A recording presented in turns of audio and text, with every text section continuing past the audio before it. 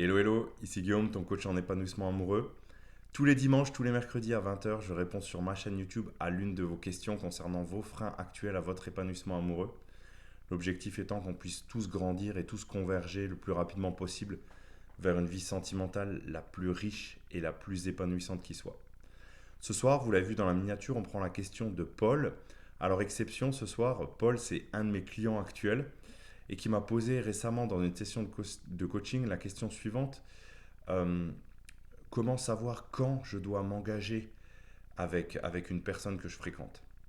Donc je vous donne un peu de contexte.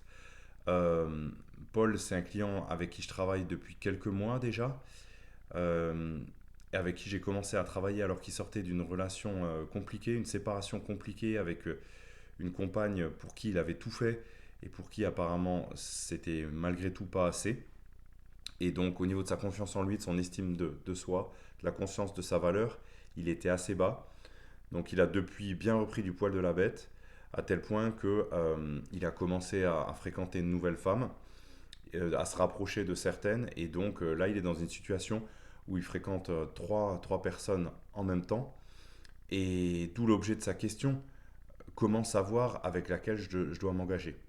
Et donc si je mets un petit peu de conscience sur la question de Paul, ce qu'elle nous indique cette question, c'est cette obligation morale qui flotte un petit peu de manière euh, insidieuse, je dirais, dans notre société, d'être exclusif très rapidement avec quelqu'un. Lui, il considère que c'est pas forcément normal de fréquenter trois personnes en même temps, et donc il se sent dans l'obligation de choisir l'une des trois pour construire avec elle.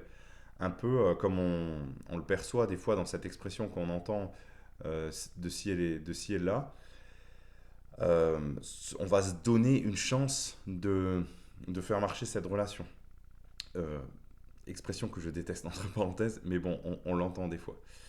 Euh, Avant de rentrer un petit peu dans les idées que je voudrais vous partager ici, je voudrais juste évoquer avec vous ce qui est selon moi le postulat de base des relations amoureuses, c'est que les relations amoureuses, elles sont surtout là pour nous épanouir, pour nous faire grandir en tant qu'être humain. Ça ne devrait à mon sens jamais être une contrainte.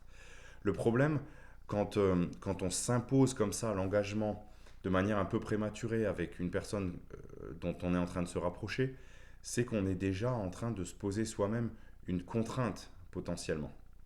Et l'idée que j'aimerais mettre en avant avec vous ce soir, ben, c'est peut-être de s'autoriser à faire les choses juste comme on les sent et non comme la morale semble nous le dicter dans notre société. Donc si j'ai envie, ou si vous avez envie de fréquenter plusieurs personnes à la fois, parce que c'est comme ça que vous sentez les choses, autorisez-vous à le faire. Par contre, et c'est là que je mets le gros bémol, autorisez-vous à le faire, mais en toute transparence avec les personnes que vous fréquentez, en osant leur dire droit dans les yeux votre positionnement par rapport à ça, en acceptant qu'elles puissent ne pas se sentir alignées avec ça, et surtout en acceptant qu'elles puissent en faire de même de leur côté, si elles en ressentent elles aussi le besoin. Voilà. C'est vraiment important. Accepter que l'autre ne soit pas d'accord, c'est ok, ça on peut l'entendre, mais surtout être d'accord que l'autre puisse en faire de même. L'idée avec tout ça, c'est d'essayer de construire pas à pas une relation jusqu'à provoquer une certaine évidence dans l'interaction entre soi et l'autre, jusqu'à ce que l'engagement et l'exclusivité s'imposent de soi-même, finalement. Et ça me semble beaucoup plus sain de fonctionner comme ça, presque libérateur, parce qu'il n'y a plus d'enjeu en fait. Il n'y a pas, il y a aucune obligation. Parce que quand on s'oblige à s'engager, à être exclusif très rapidement dans une interaction amoureuse, ça biaise un petit peu tous nos comportements. Parce que consciemment ou inconsciemment, on se dit qu'on s'est engagé dans cette relation, il faut à tout prix que ça marche. Et donc on a peut-être plus tendance à se travestir dans son authenticité pour essayer de faire fonctionner à tout prix cette relation dans laquelle on a souhaité s'engager.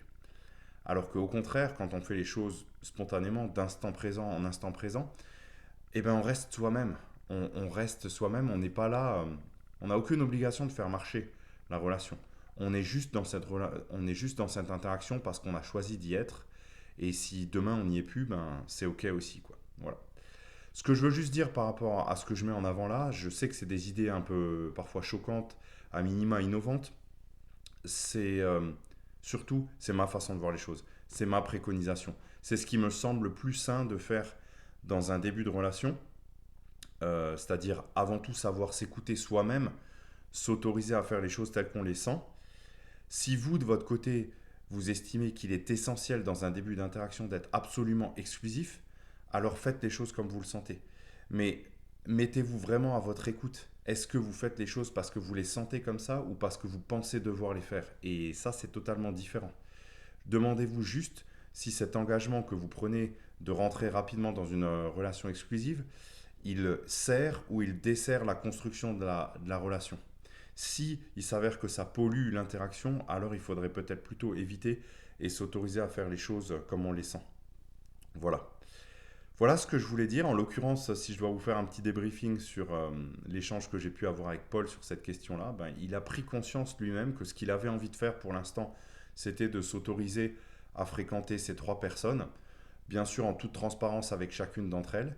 Et il s'avère que finalement, chacune d'entre elles a bien reçu, a bien accueilli sa transparence, son honnêteté d'évoquer ça.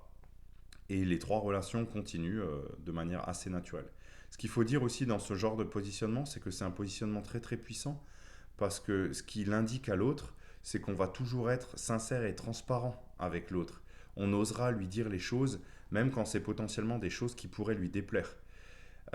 Et donc ça instaure tout de suite un très grand climat de confiance dans l'interaction, même si peut-être l'autre face à vous ne sera pas forcément enchanté par ce que vous lui présentez. Voilà. En tout cas, moi, c'est ma manière d'aborder les choses et je trouve que c'est tellement plus sain parce que ça permet de se livrer à cœur ouvert, de dire les choses telles qu'on les sent et de construire tout de suite un lien fort et une connexion très forte à l'autre par la sincérité et l'authenticité des interactions qu'on peut avoir avec lui. Voilà ce que je voulais partager. Anthony, Anthony, pardon, je me mélange dans les prénoms. J'ai trop de clients en ce moment.